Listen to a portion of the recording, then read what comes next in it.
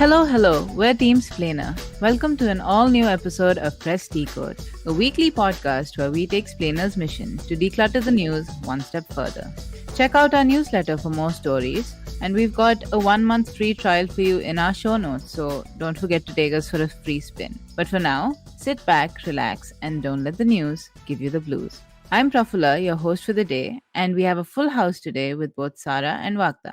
As always, we have three segments for you. In our big story, we're looking at the porn websites like Pornhub and their relationship with non consensual videos. For the Food for Thought segment, we're talking about how India became a hub for the illegal wildlife trade. And then in our final segment, we will be roasting and toasting our fave and least fave items.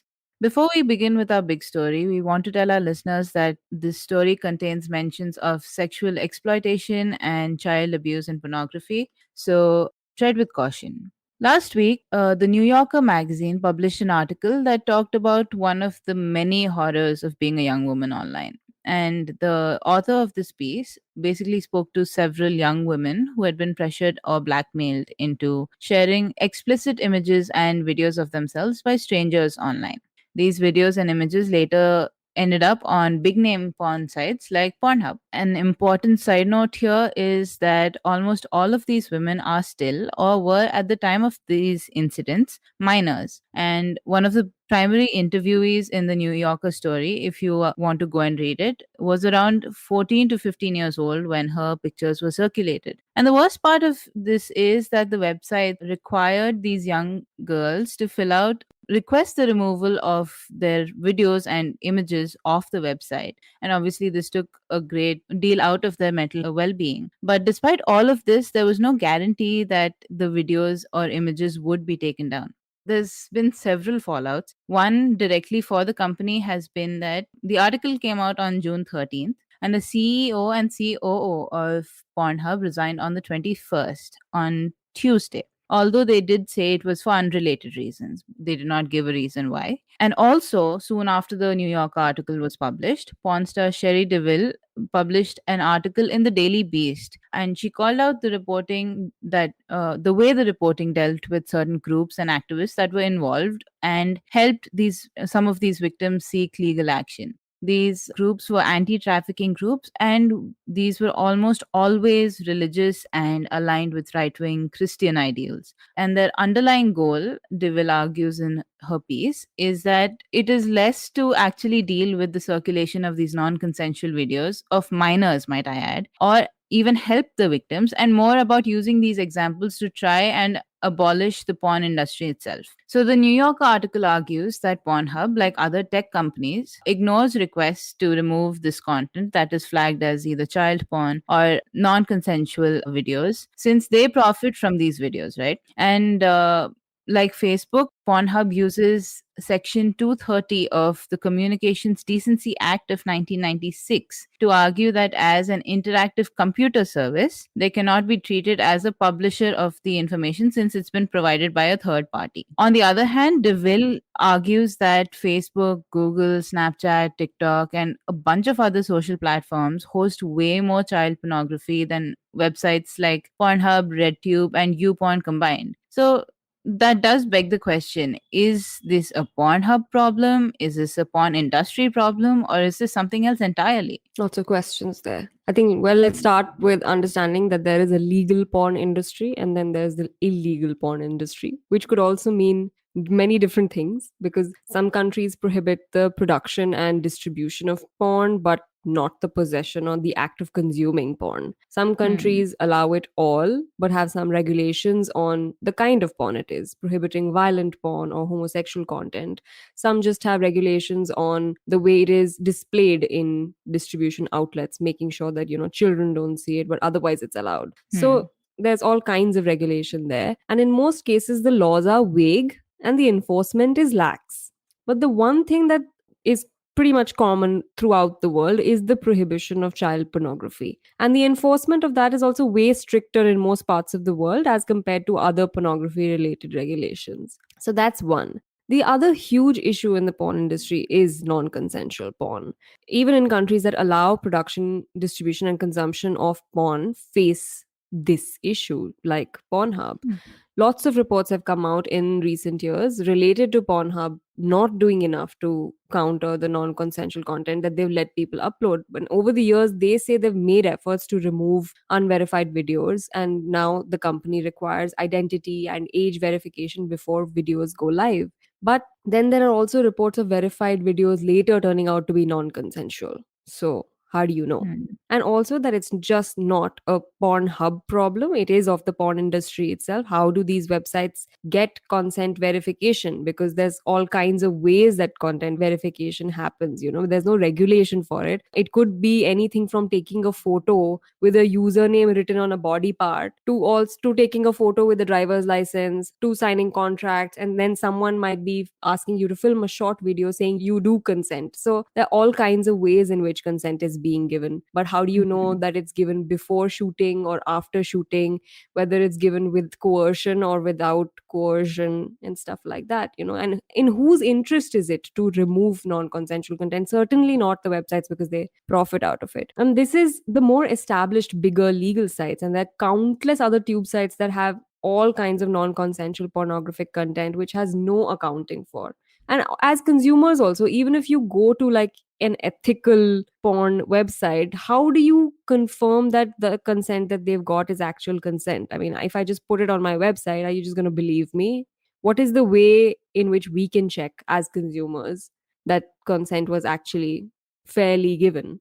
And the thing is, we see most reports of non-consensual porn coming out of the West because the industry is more organized and legal there, and there is an entity to blame also. It's more visible Hmm.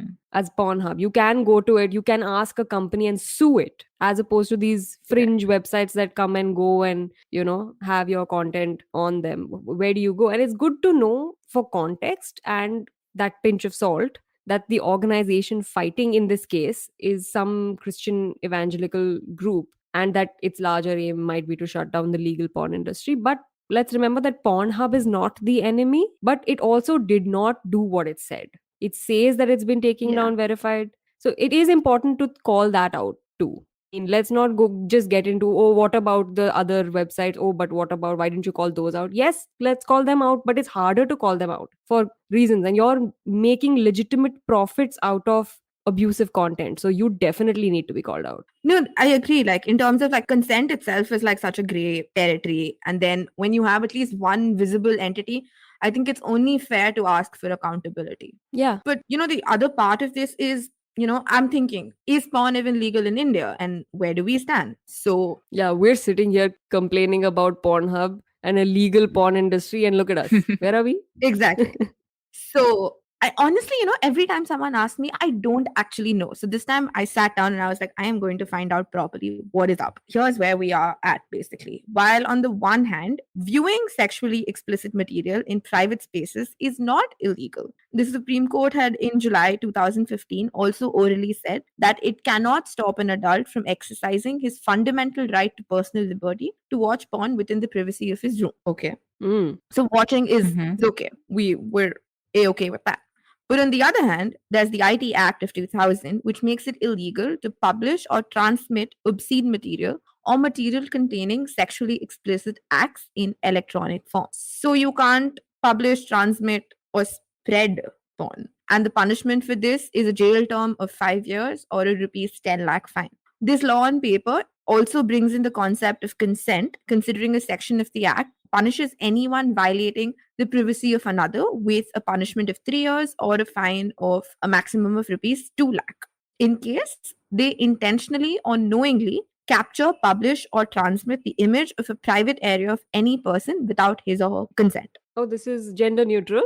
Yes, this one was gender Hmm? neutral. Hmm. Okay. Additionally, sharing links to pornographic movies on any social media platform, including WhatsApp, Facebook, Instagram, Telegram, all of that, even in private messages, is unlawful. And add to this the fact that the Indian administration has, as of 2020, banned over 3,500 porn websites. So, while getting into the law, I also found some other interesting tidbits about where we are. So, I'm going to bring that in as well. A 2013 amendment also highlights that showing porn to a woman without her consent counts as sexual harassment. This is not a gender neutral provision. Hmm. Any man above the age of 18, you can apparently show porn at will. Then there's the POXO Act of 2012, which makes, like you said, publication, transmission, possession, anything of child porn illegal. Like so in most countries. So the child porn bit aside, technically, what I've understood is the law says go ahead and watch porn in your own room. Don't force any woman to watch it. But finding porn is your personal problem. I mean, Karnataka MLAs seem to find it without no problem. Clearly, the law makes sense to some people. For the others, for us normal people, the dodgy legality aside, apparently Indians are also watching porn. And Pornhub data from 2018 shows that India ranked third in the world in terms of consumption. So that isn't the problem. Like we said, Pornhub isn't the enemy, porn isn't the enemy. But this in turn also means that India too is victim to the big problem of revenge and non consensual porn. And I don't think that comes as a very big surprise to us. But because of the gray area of the legality, we were like, oh, but this isn't a problem that we necessarily need to concern ourselves with. But hey, we do.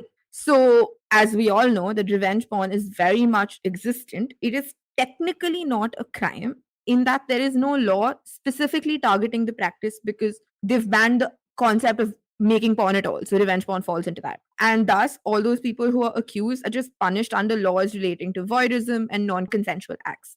And much like the rest of the world, in case you find yourself as a victim of these videos or images, the burden lies on the victim to find the violative content, which in the internet era is impossible, and then get court orders to have them removed. So our law is clearly woefully inadequate, and we don't seem to be doing very much. Because from what I've read, the infamous DPS MMS scandal, which was back in 2004, led to bans and stricter norms about mobile phones in school and not actual legal change. Again, we're not choosing and picking our enemies right. We've also not progressed very much from 2004, sadly. On that very dull, bleak note, we come to the end of our first segment. We will be right back after a short break. You are listening to Press Decode on the IVM Podcast Network. Hello and welcome back to Press Decode on the IVM Podcast Network. We're Team Splainer, and in today's Food for Thought, we're talking about the illegal trade of exotic wildlife in India. So, a news story about wildlife trade can't not have a bizarre angle to it, but I think this particular one takes the cake.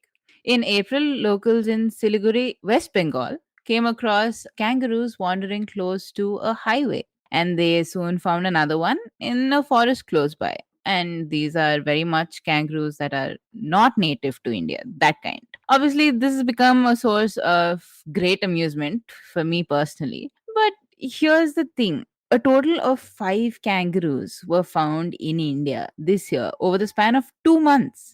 And there was another incident last year where a kangaroo was found among an illegal shipment of sorts of exotic birds and other wildlife. So, according to some theories floating around, the animals were brought here for some form of animal testing, to which I say, why kangaroos? The other more plausible reason was that they are being brought here for some rich person to keep as pets. To which I say, why would you get a pet that could roundhouse kick you into another dimension altogether? Prafula is asking all the pertinent questions. Like, screw the fact that they shouldn't be here to begin with. Very I mean, they're pertinent. here. They're already here now. Where are you going to put them? And where are you going to put them where they don't hit you, man? They're notorious for punching people in the face. Valid. Valid questions. The most baffling thing is the truth of it all, the reason why they're here.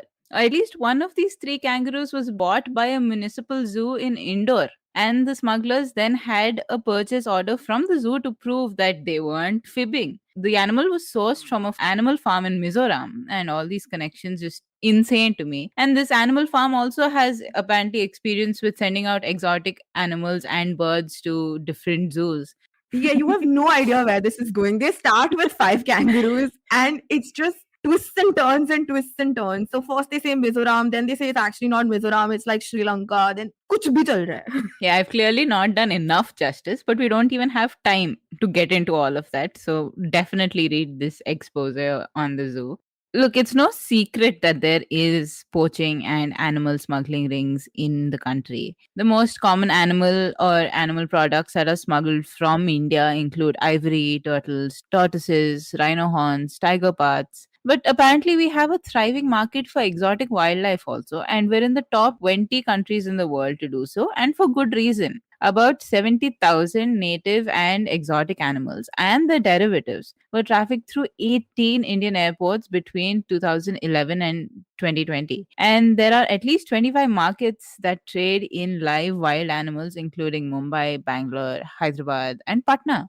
In June 2020, the Indian government invited citizens to disclose ownership of foreign animals or plant species that they may have. And they received over 32,000 applications from people in 25 states and 5 union territories. Obviously, this is just the people who have reported it. So imagine how many people actually have things like kangaroos and snakes and whatnot as pets. And the discovery of these illegal immigrants from Sri Lanka or from down under, wherever they've come from, or Mizoram, have sparked some questions about wildlife trade in India. And I guess more specifically, how did we become such a hub for legal trade, and what is legal and what isn't legal? Yes, let's start with what's legal and what's not legal. Speaking of exotic pets and stuff, India has had a pretty long standing tradition of recreational hunting.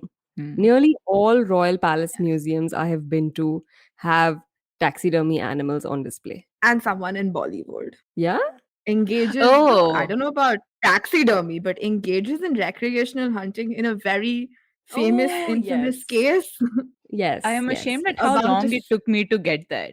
No, because I was thinking of taxidermy guys. animals. I have not been to any of their houses to know who has taxidermy animals. And the effects of this long standing tradition are clearly visible in our wildlife numbers or numbers of extinction. But that long tradition came to an end as better sense prevailed after the international community, that is the UN, mobilized efforts for conservation of endangered wildlife. And following which, the Parliament of India passed the Wildlife Protection Act 1972, under which it banned hunting for sport or recreational hunting. Now, this hunting is banned, but the only other hunting that can be carried out is for specified purposes to prevent crop damage, to counter vermin species, and for scientific or educational reasons. So, no hunting for sport.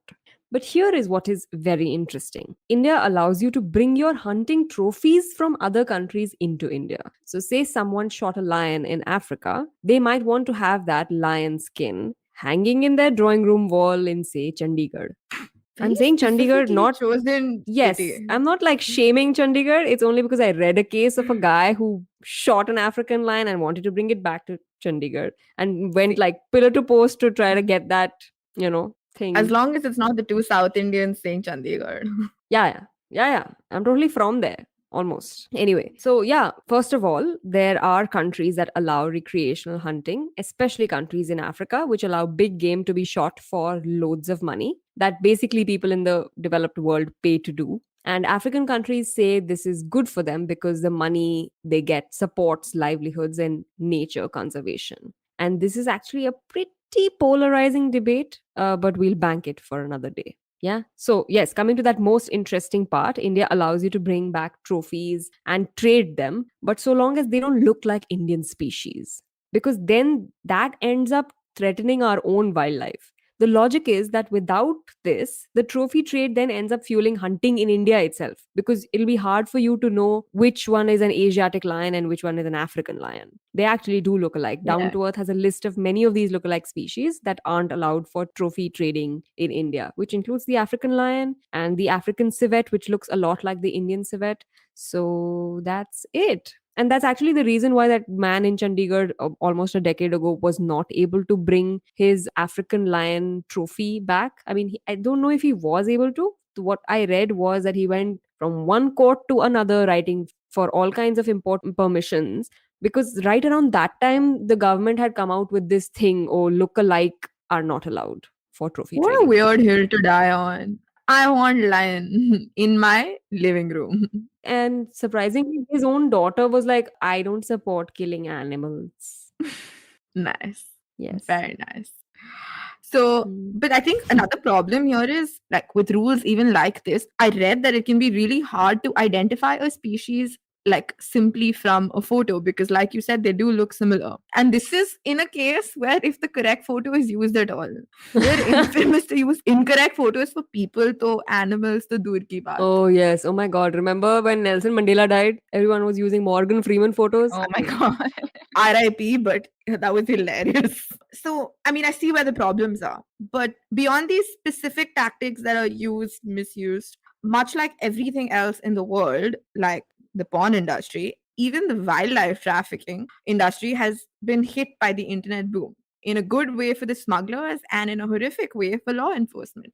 On the one hand, the industry now has a wide market which spans like all across the world.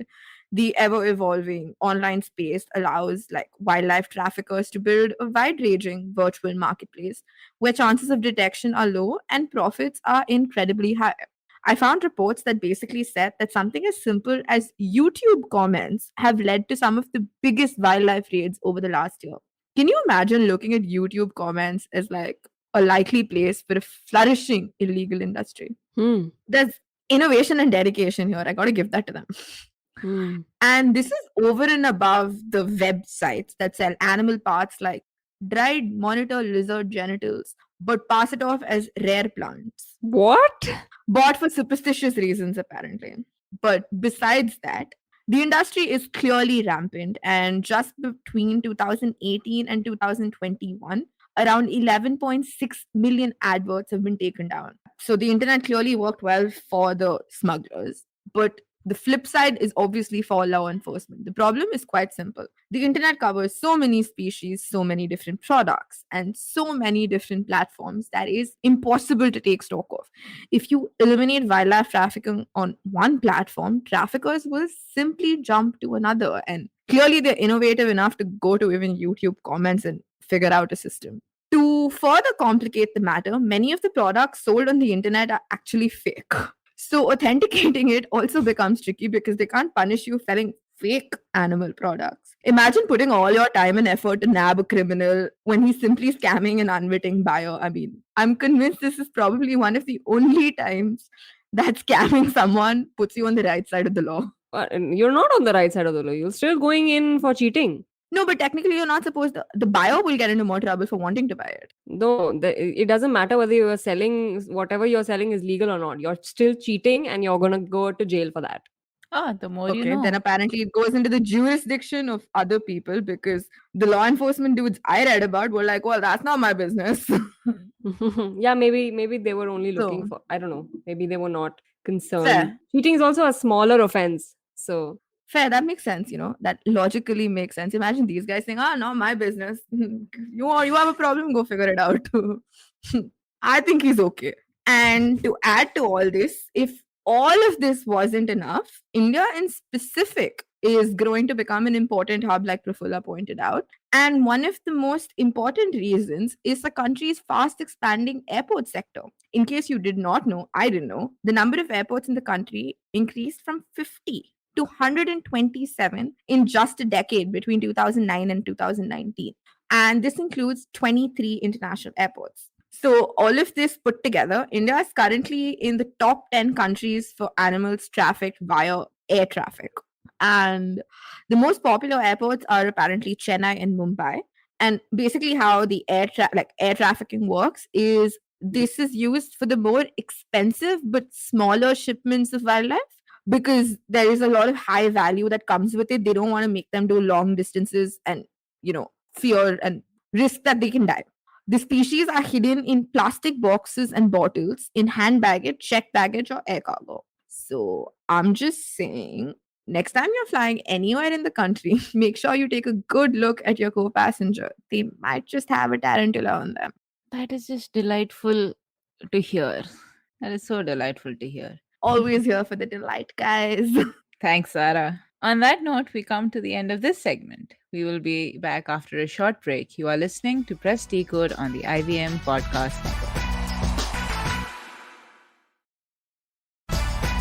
Welcome back to Press Decode on the IVM Podcast Network. It's time for our final segment this week, Roast or Toast. Take it away, guys. I don't have a least fave this week. I have a least fave. I am here in the unhappy valley today. And talking of flying anywhere in the country, some guy Mhm. won an award for designing the worst airplane seat possible. First of all, air travel. If I could avoid traveling by air, I would choose to do that every time. Not that I'm a frequent flyer. The total number of flights I've taken in this year are 3, which is not much. How did you But take still. 3 flights? Did you not reach back to where you started? What is this weird number? But I took a direct flight while going and I took 2 connecting flights while coming back. Now, air travel is endured, not enjoyed.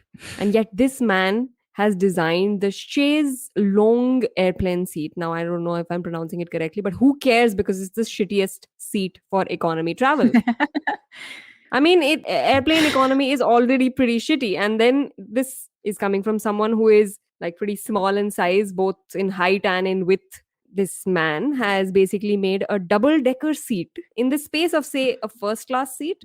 So you have to fully slide under someone else's seat to sit. And he is already in talks with some big airline companies. So if you don't have claustrophobia of getting into planes yet, you will now. Forget that, dude. My legs have just fallen asleep listening to this arrangement. Like, I barely get enough leg space as is when I'm traveling in economy. This is just horrifying, adding to the tarantulas. Yeah. Yes. So air Hmm. travel is a no-go after this episode. Anyway, I have an ambiguous item. It's neither fave nor least fave, just sheer bewilderment at this point. The Madhya Pradesh government I can't stop laughing only because what a delightful item. The Madhya Pradesh government in classic masterstroke style that is just very popular these days decided that the solution to end illegal mining was to make it legal in parts of the Chambal sanctuary. Correct. You heard it right. Simple solutions to complex problems. Oh, it's difficult to catch people doing illegal shit? No worries. I got you. Just gonna quickly make it all legal. Boom, done. Solution found.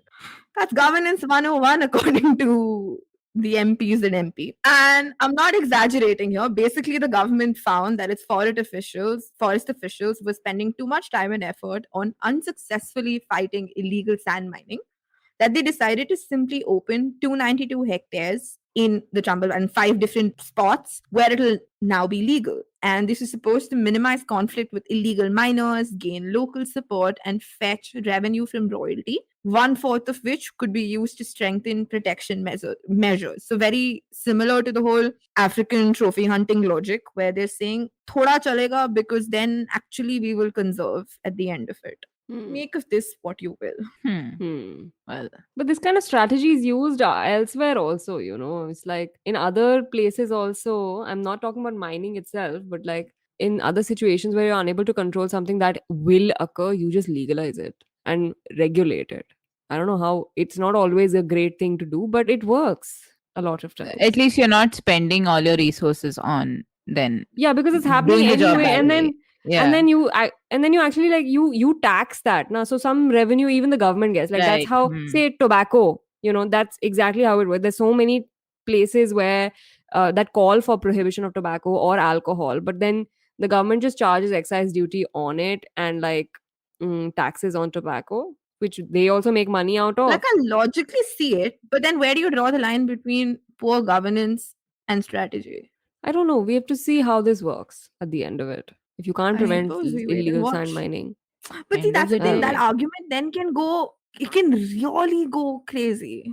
No, don't take it go crazy, na. Don't take it to like some extreme, na. Don't Can't give them control to make it ideas. legal is a very fair enough. No, this is not governance 101. I don't know, man. Prafula has a fave item. Let's focus. I can't say that the fave item will make this section any better because okay, first a short history lesson. There's a lot of lore around pharaohs in Egypt and their resting places. Obviously, they were very sacred to the ancient Egyptians, and a popular lore around the pharaohs is that over the last century, especially, is that there is a curse that will be cast upon anyone who disturbs the mummy of an ancient Egyptian, especially if it is a pharaoh. Apparently, the curse does not differentiate between thieves and archaeologists and has been claimed to cause bad luck, illness, or death. And now to the fave item. Stay with me. It's not. It gets a little better. So the most notorious of these curses is the curse of the pharaoh Tutankhamun, whose tomb was opened to the media in February 1923. And there are at least 5 recorded deaths that are attributed to Tut's curse, ranging from about 6 weeks after the tomb was opened to about 16 years after the fact. But now a documentary is claiming that a Daily Mail journalist actually made up the curse. Arthur Weigel, who also conveniently happened to be an Egyptologist, was angry that he did not get an exclusive scoop about the tomb being opened and it was given to Times UK instead. So he spread a rumor that you know, so people on the site during the media day were joking about something about going into the tomb and stuff. So he said that their cavalier attitudes was a sign of disrespect, which could trigger the curse. And obviously, when it did come to pass, Weigel and other journalists who did not get this exclusive jumped on this angle. As for the first few Yes. deaths that occurred, they just happened to happen because they were in a tropical climate and a mosquito bit them. That Oh my they God. literally just got fevers from a mosquito bite, and that is how they died. But very conveniently after in the timeline that Weigel predicted. This is such a great story. My God.